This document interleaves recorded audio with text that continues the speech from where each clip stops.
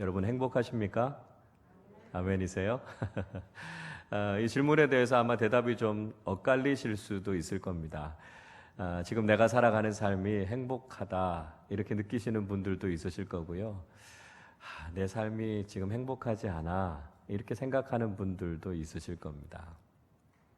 제가 한 가지 더 여러분께 묻겠습니다. 여러분 행복하기를 원하십니까?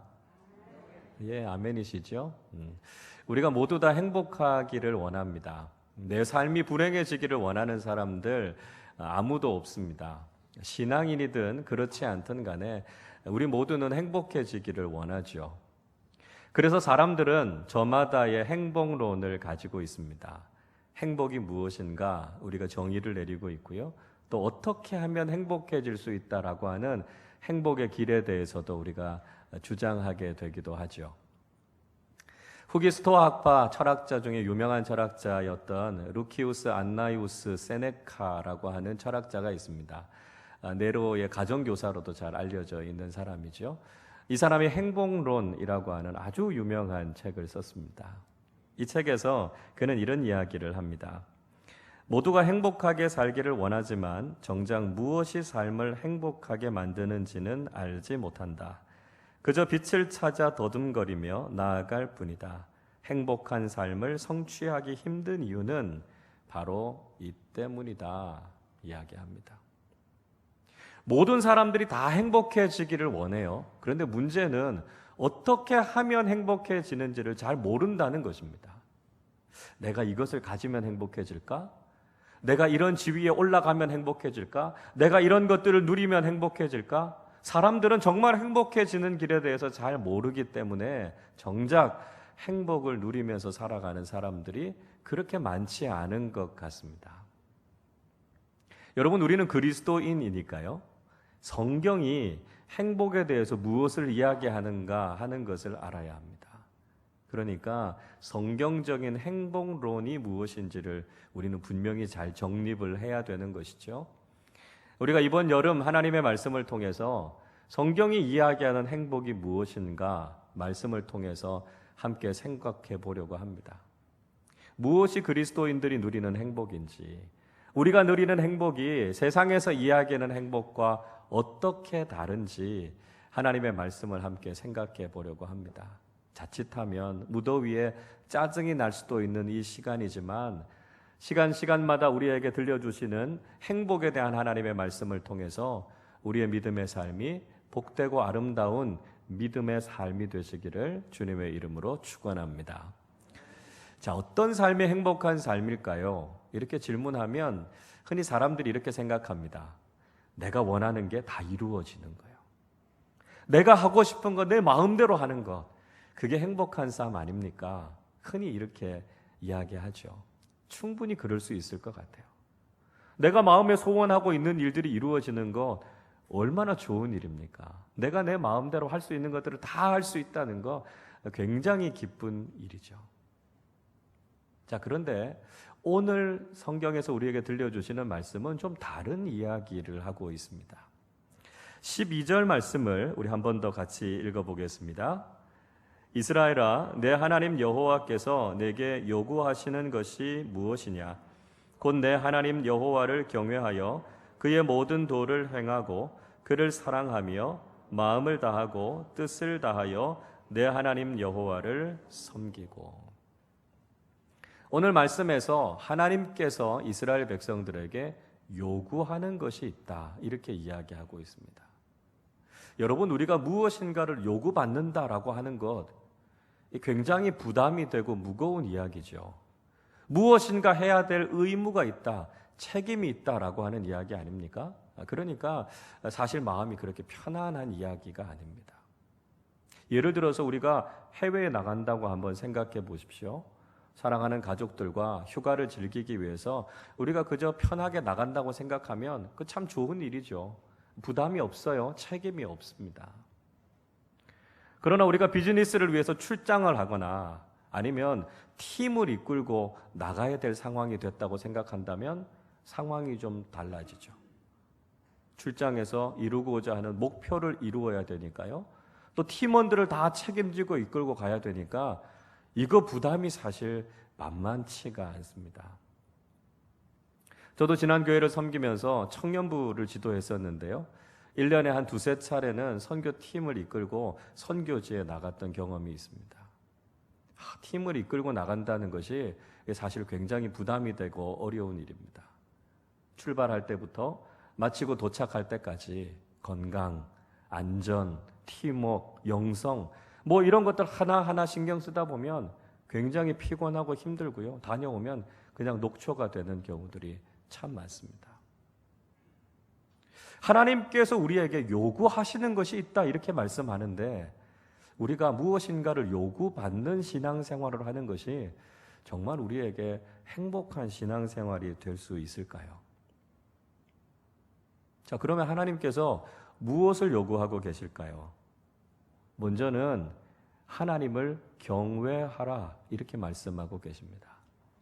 하나님을 경외하는 신앙에 대해서는 이미 여러 번 여러분들에게 말씀을 드렸습니다.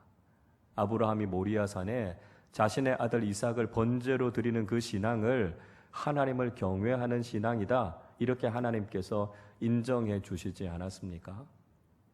우리의 삶의 이삭과 같은 존재, 내 삶의 가장 소중한 것보다도 하나님이 더 소중하시다라고 하는 이 믿음의 고백, 이것이 하나님을 경외하는 신앙입니다.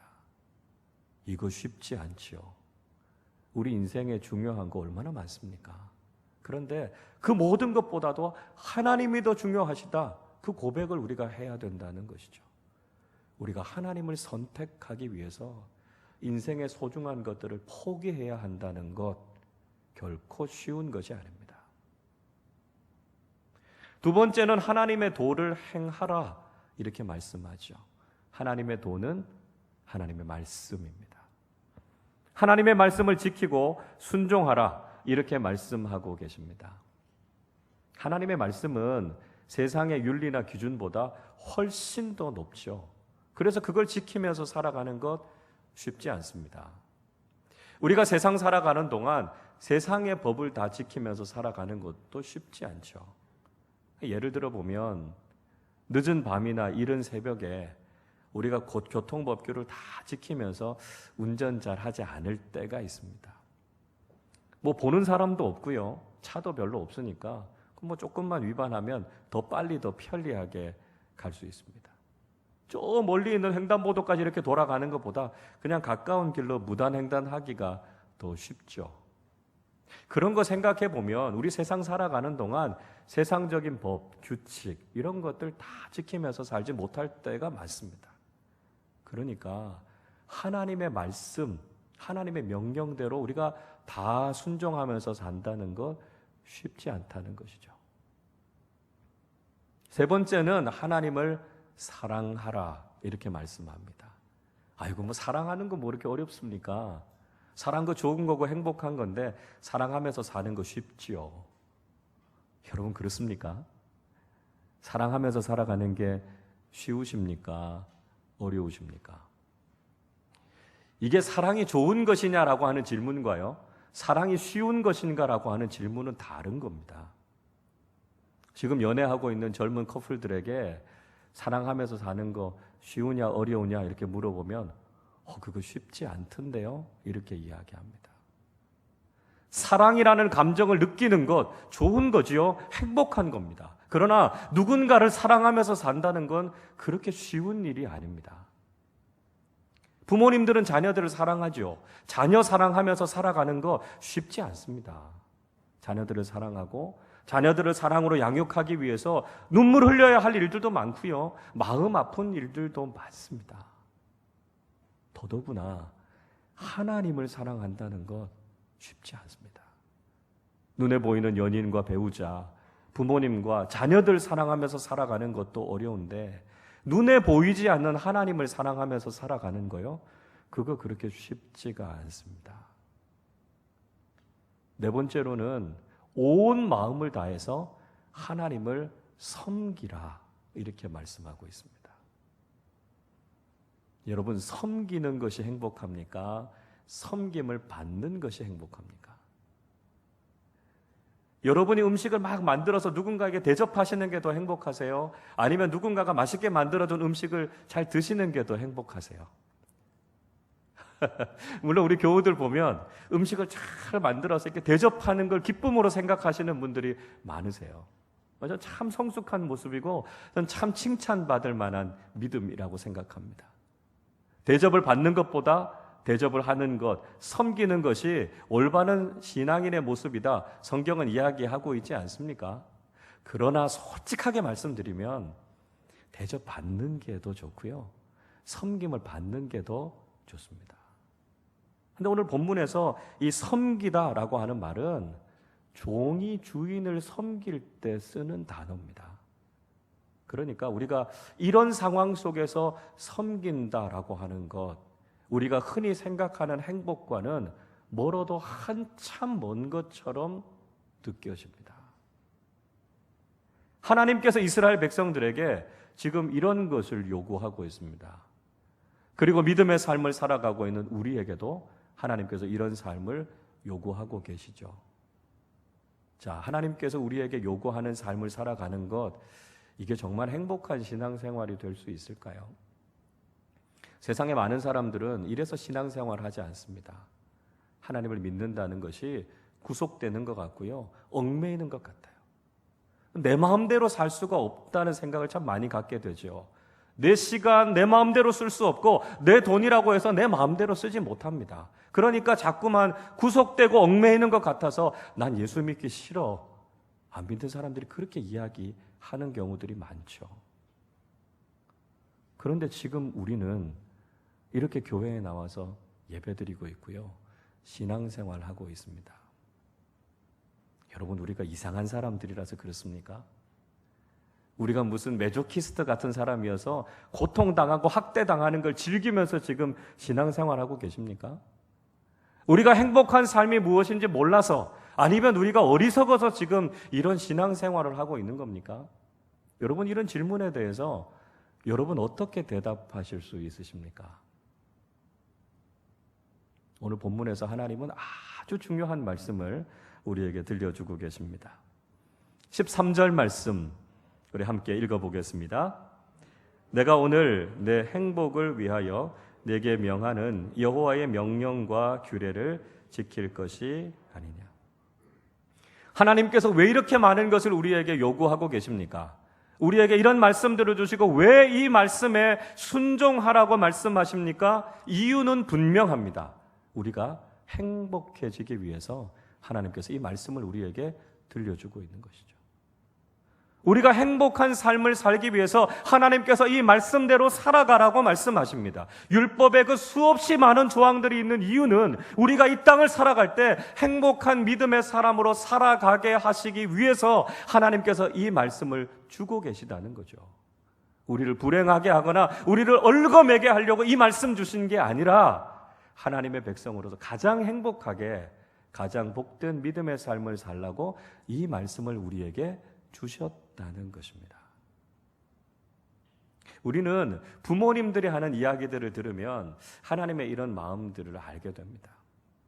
부모님들이 자녀들에게 이런 건 해라, 이건 하지 마라, 이렇게 자녀들에게 이야기하죠. 자녀들은 부모님이 무슨 이야기를 해도 그것을 잔소리로 듣습니다. 그리고 그 이야기를 듣고 막 짜증을 내죠. 그럼 부모님들이 무슨 이야기 합니까? 이거 다 너 잘 되라고 하는 얘기야. 네가 이거 한다고 해서 나한테 도움되는 거 하나도 없어. 다 너 잘 되라고 하는 이야기야. 이렇게 이야기하지 않습니까?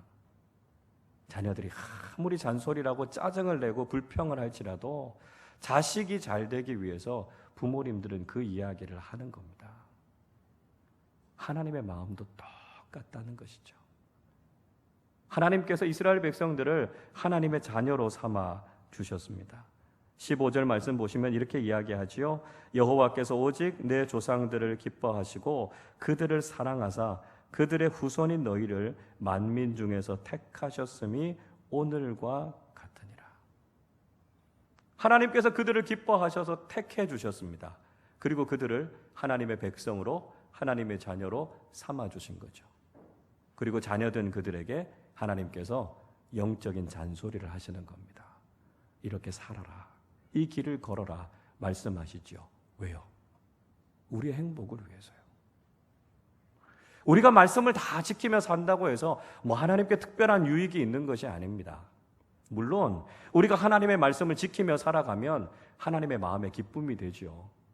자식들이 부모의 말에 순종하면서 살아가는 것을 보면 부모님의 마음이 흐뭇하고 기쁜 것처럼 우리가 말씀 따라 살아가는 것 하나님의 마음에 기쁨이 됩니다.